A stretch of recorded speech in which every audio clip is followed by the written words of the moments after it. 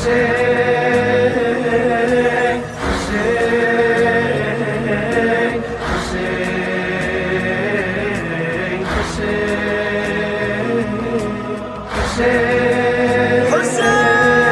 مثال کا انتہائی لطف و کرم، انتہائی احسان۔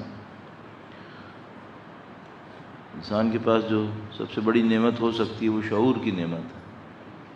انسان اس شعور سے اپنے خدا کو پہچانتا ہے، نبی کو پہچانتا ہے، اپنی توانائیوں کو، اپنے انجام کو خدا مختار شعور سے پہچانتا ہے۔ اگر انسان اس شعور کو صحیح استعمال کر لے، یہ حقیقتیں اس کے سامنے آنا شروع ہو جاتی ہیں، واضح ہو جاتی ہیں، اس پہ عمل کرتا ہے۔ کسی بھی انسان میں سب کچھ ہو، شعور کی کمی ہو، عقل کی کمی ہو،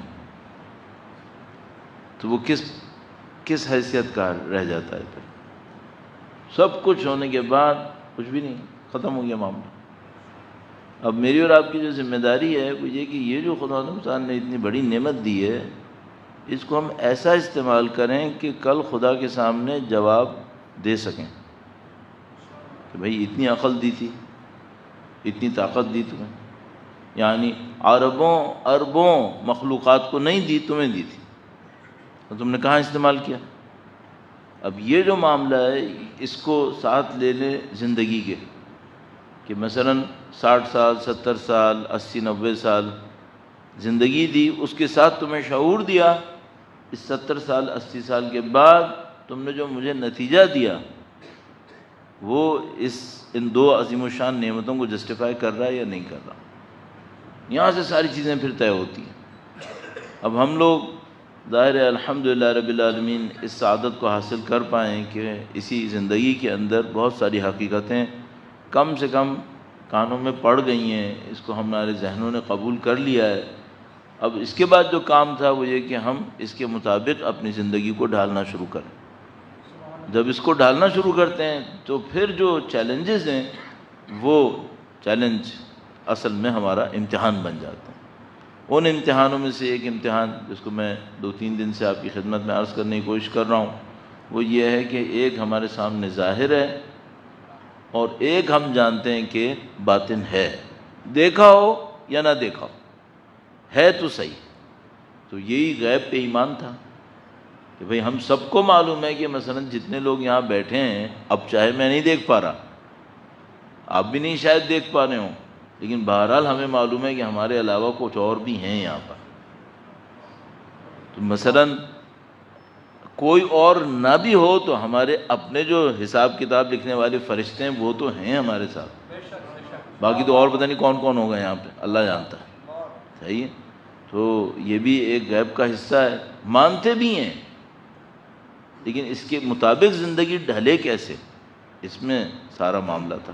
تو چند نکات عرض ہوئے تھے، آج ایک اور نکتے کی طرف بڑھتے ہیں انشاءاللہ تعالی۔ خدا تعالی لطف فرمائے گا، درود بھیجے گا محمد و آل محمد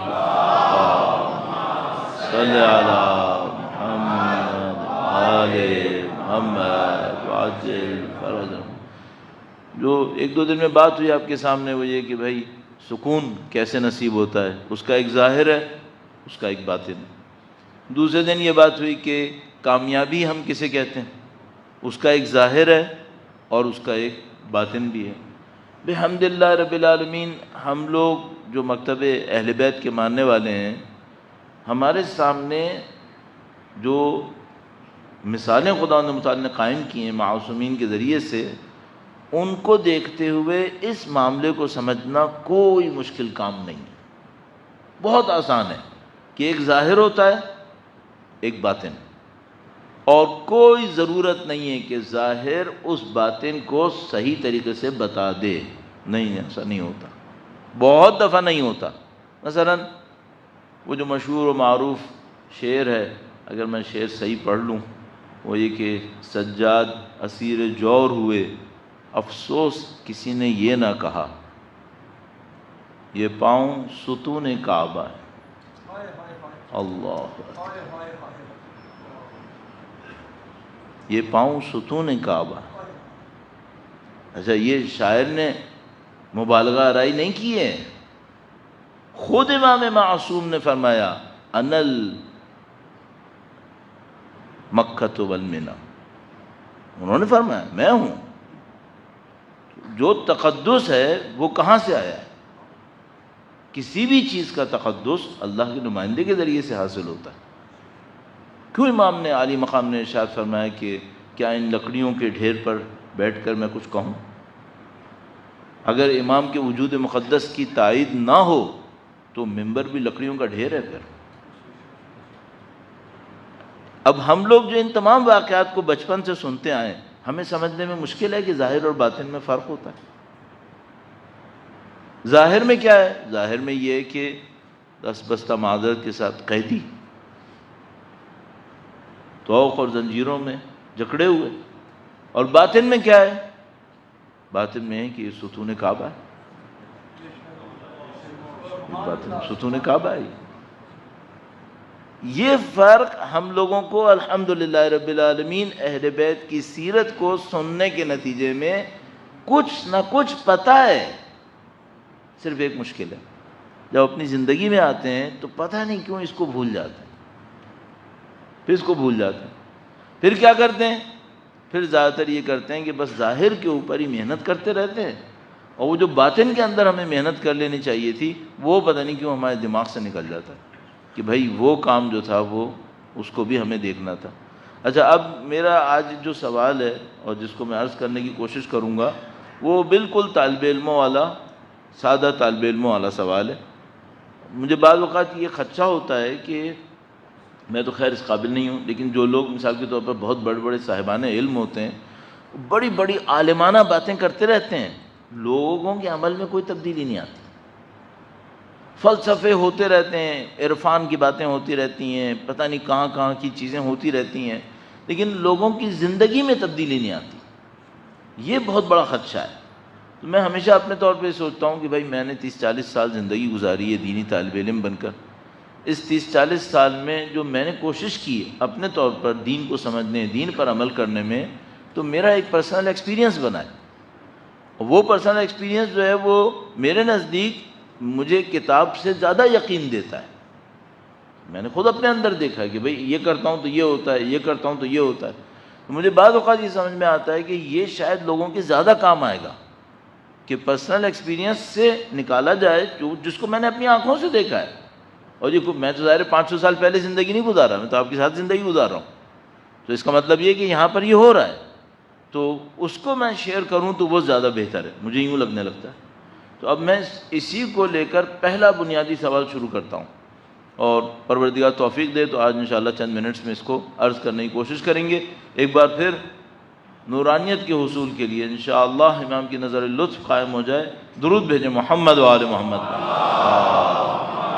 صلی علی محمد آل محمد وعجل فرج۔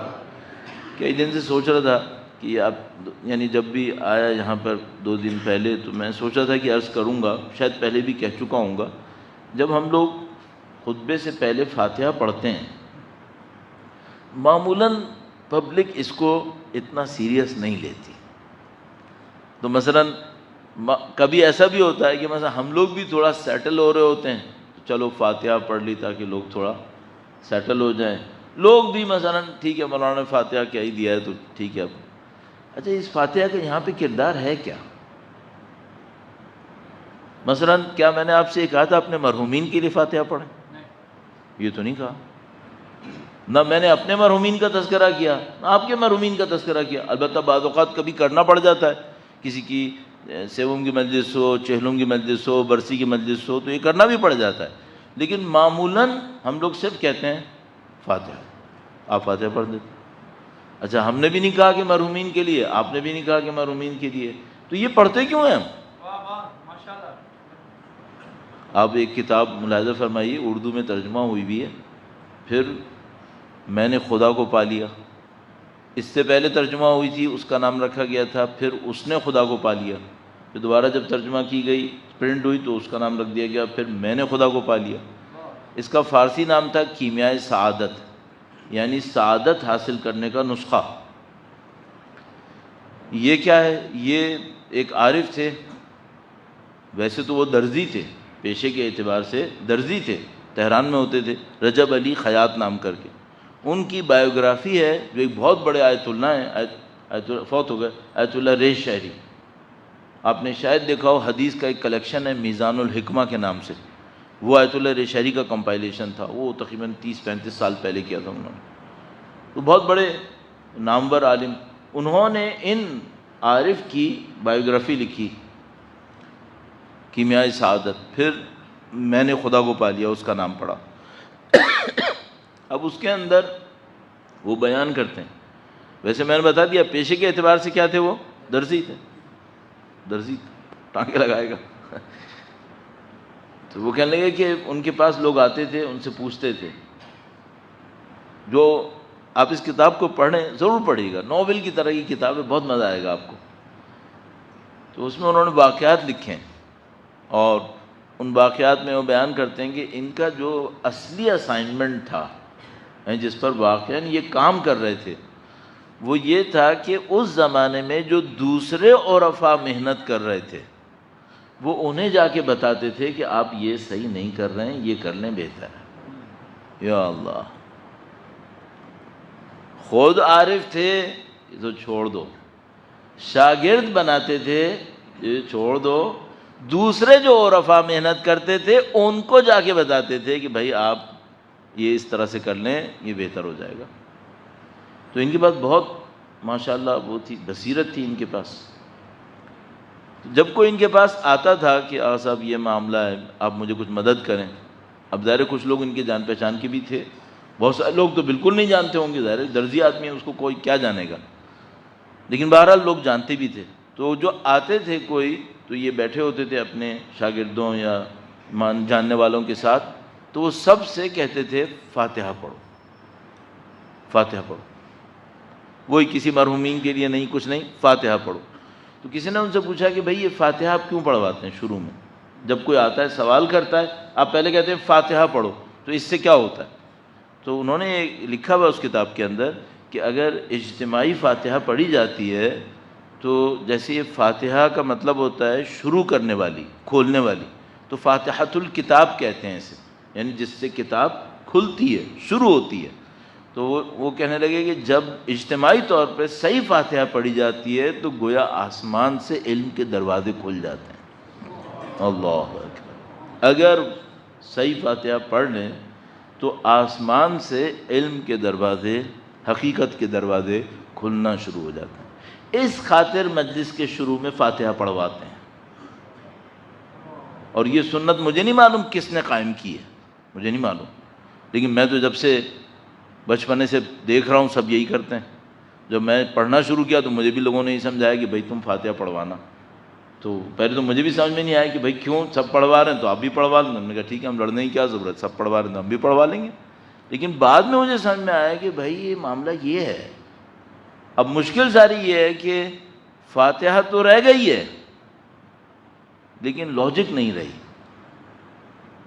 یہ لوگوں کو سمجھ میں نہیں آ رہا کہ یہ فاتحہ کیوں ہے. اب لوگوں کے ذہن میں یہی ہوگا کہ ٹھیک ہے بس ذرا شروع اسٹارٹ لینے کے لیے کچھ تو چاہیے ہوتا ہے. نعوذ باللہ، ایسا نہیں ہے. یہ بہت میننگ فل ہے، اس کے اوپر محنت کرنی پڑے گی. اسی طرح خطبے کے دوران ہم یہاں خطبہ پڑھ رہے ہوتے ہیں، کبھی تو ایسا ہوتا ہے کہ خود پڑھنے والا بھی لوگ بازاروں میں ہوتے ہیں، گھروں میں ہوتے ہیں، دکانوں میں ہوتے ہیں، گاڑی کہاں پارک کی ہے، وہاں سے یہاں تک واپس کیسے جانا ہے. یہ جو خطبہ پڑھا گیا تھا یہ آسمان کے دروازے کھلنے کے بعد پڑھا گیا تھا. یعنی جب وہ کھل جائے